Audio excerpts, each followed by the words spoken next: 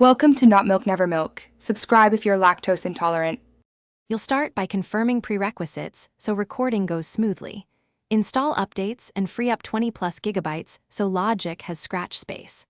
Once done, connect and power your audio interface using USB or Thunderbolt and set the hardware sample rate to 44, 1 or 48 kHz for standard projects. Now open Logic Pro and create a new project selecting audio. Then make a practical choice. Set the I/O buffer between 128 and 250. Next, set up routing and levels so your recordings are clean. Create audio tracks and assign each track to the correct physical input, then label them with the mic or instrument name so you never lose focus. Make gain adjustments at the interface. Target peaks near -6 dBFS to preserve headroom and prevent clipping. If you use many plugins while tracking, enable low latency mode to reduce delay. However, make sure to use input monitoring only where needed so your CPU stays stable. Finish by validating everything.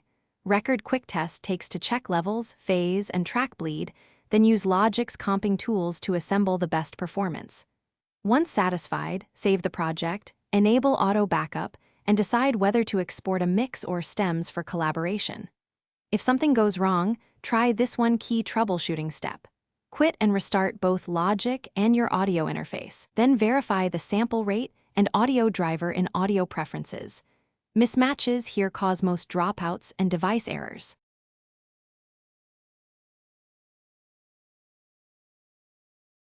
Thanks for watching. If this was helpful, leave a like and consider subscribing. See you next time.